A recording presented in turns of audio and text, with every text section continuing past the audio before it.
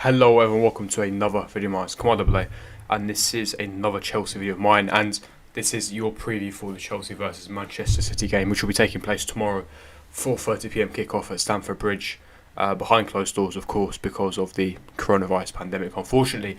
And in this preview, I'll be discussing lineups, my predicted lineup, tactical analysis, how we could potentially beat Manchester City, my predicted lineup of how Manchester City will tactically, outlay their formation, their lineup, or Pep Guardiola will deploy in order to beat and essentially suppress Chelsea, Frank Lampard. Also injury news, COVID situation, all sorts. So if you do enjoy it, make sure you smash the like button, subscribe, hit the bell notification, and leave me your thoughts please in the comment section below, and give me your score prediction. I'll be giving my score prediction at the end of this preview.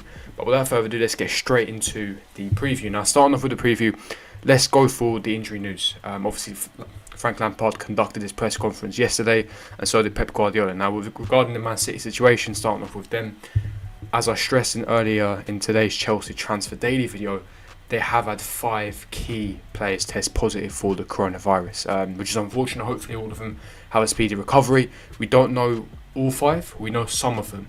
The 2 players that are definitely tested positive for COVID-19 is Kyle Walker and Gabriel Jesus, and one who is rumoured to have caught it, we don't know for definite, is also Edison, which could be massive for Chelsea.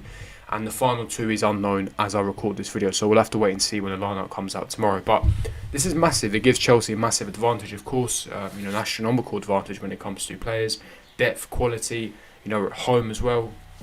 So it really means we don't have really any excuses, which means again the pressure once again falls on Chelsea, which is frustrating because we all know what happened the last time pressure was on Chelsea, and we absolutely bottled it. That was against Arsenal on Boxing Day.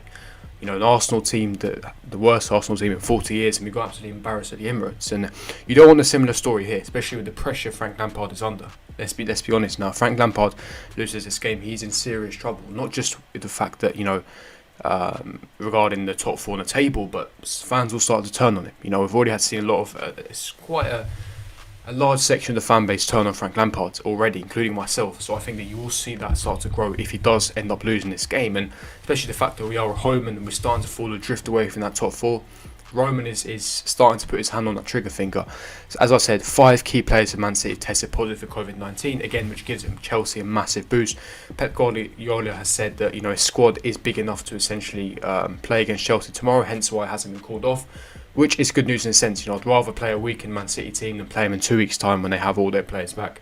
It gives us a better chance to get the 3 points, and as a result, I do believe we will win. But how we will win, that is the main question. Now, regarding Frank Lampard's side, in his press conference, he said that regarding the form, and he was asked about Timo Werner's form respectively, and he was essentially saying that he was happy how Timo Werner was getting in these goal scoring positions, and he said that the matter of scoring and the putting in the back of the net will obviously come eventually. So he isn't worried about Timo Werner's form, and rightly so. I wouldn't be either. He's getting in those positions. He's proven in Europe that he's a world-class goal scorer, an elite clinical finisher. It will come. He's still adjusting his feet to the Premier League. He is played out of position as well, let's not forget. So I think it really is a matter of time for Timo Werner. So I do have a lot of patience with him, especially he's young. So for me, that is not an issue. Injury updates, Hakim Ziyech will be returning for tomorrow's fixture, although I wouldn't start him. You'll be seeing that in my predicted lineup in a second.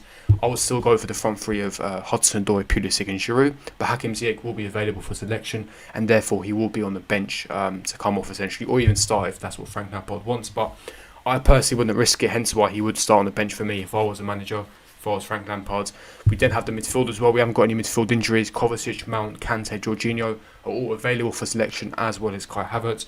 And yes, the only one major injury we have, as we know, is Reece James. He has that knee injury where he, as a last resort, he would need some surgery. As he played on Boxing Day against Arsenal, and he didn't have the best of performances, and we know that he needs to recover. He needs time for that knee injury to heal, because if we aggravate it, if it gets any worse, he will need, of course, need surgery. Means he will have a longer period of time out, and that's not what we want. He is, in my opinion, our player this season so far. He's pivotal to how Frank Lampard wants to play, attacking wise as well. So for me, we need him fit at all costs. So for me, we need him to rest. So I highly doubt he will play. He won't play tomorrow. As a result, it will be Azpilicueta in that right back spot. In the left back spot, obviously, I'm going to go for Ben Chilwell. I know that he has also had his own ankle sprains, ankle injuries, but he has played against Arsenal and he played against Aston Villa, and he had a fantastic performance. He got the assist for the Giroud goal against Aston Villa, another assist for him. Really kind of proves how pivotal and vital attacking fullbacks are to us, and how instrumental they have been to our attack. So again, I'll have Chilwell and Aspi as our fullbacks, and then the centre back partnership with Kurt Zouma and Thiago Silva. We need Thiago Silva for that leadership, the quality, essentially marshalling that back line, and then Edouard Mendy in goal, of course. Now again, most of our players are fit. Pretty much all of our players are ready and available for selection, apart from Reece James, because of course he has got that knee injury, as I discussed. So for a predicted lineup, I'm going to slightly change the formation. I'm still going to go for a 4-3-3, but it's not going to be the one with the attacking eights, and it's tactical reasons. I've gone for it for tactical reasons because we are playing a very high pressive, strong Manchester City team that can exploit the spaces in between the defensive line and the midfield line, and we can be caught out a lot in the transition. So as a result, you need a bit more protection in that back four. So I've gone for N'Golo Kante. I've gone for the 4-3-3 formation first of all. Edouard Mendy, as you can see on your screen, Edouard Mendy in goal. Ben Chilwell, should be Azpilicueta there. Thiago Silva, Kurt Zouma, and then I've N'Golo Kante as deep as the midfield three. Protecting it, screening that back four, giving extra protection, defensive ability, his high intensive press, his athleticism that he offers, his interceptions. I then have Mateo Kovacic and Mason Mount. Now the reason why I've gone for Mason Mount and Kovacic ahead of the likes of Kai Havertz is the work rate, the intensive press, and the transitioning of the play. Now Kovacic is more press resistant than Kai Havertz, and again that is for tactical reasons. So he won't lose the ball more easily. He's one of the best dribblers in the team, so he can dribble out of tight situations. He's fantastic in tight spaces, and he can transition from defence into attack, allowing us to counter more, press more, and gives us a higher chance of winning that midfield battle. You've got N'Golo Kante screening the back four, as I said, giving that defensive cover. And I've gone for Mason Mount over Kai Havertz. Number one on form. Mason Mount is more on form than Kai Havertz. I know Kai Havertz had a fantastic cameo against Villa, and again I would bring Havertz off the bench, but I'll start with Mason Mount because of his form, and secondly he offers a lot more regarding press. He's more not press resistant, but he offers a lot more high intensive press. His work rate is a lot higher. He's got one of the highest work rates in the team, so again he'll be able to win the ball back from higher positions in the final third. That would be my midfield three. It offers a lot, and of course I believe that midfield three would conquer Manchester City's, and I believe whichever team conquers that midfield will end up winning the game. That's what I sincerely believe. And as I said earlier, the front three of Callum Hudson-Odoi on the right hand side. I then called for Christian Pulisic in his natural position on the left hand side, and Olivier Giroud on form, as of course Timo Werner's been off form, so he needs a bit of a break in my personal opinion. And again we can bring the likes of Tammy Abraham, Kai Havertz off the bench, so I'd go for Olivier Giroud, who scored against Villa earlier this week. So again, that would be my front three. That would be my predicted lineup.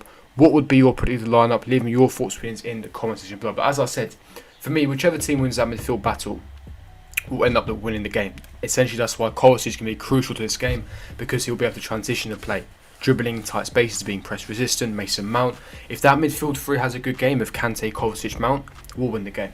We'll win the game, honestly, especially with the fact that Man City have got 5 players out of essentially in contention because of the COVID situation, and the fact that we're at home. Our home record has been phenomenal this year. We've only lost one game, that was against Liverpool. So for me, I think we will win the game. My score prediction, I'm going for a 2-1 Chelsea victory. What is your score prediction? Leave me your thoughts, opinions in the comments section below. But if you did enjoy this video, if you could smash like button, subscribe, hit the bell notification, and I'll see you guys for my next video. Peace.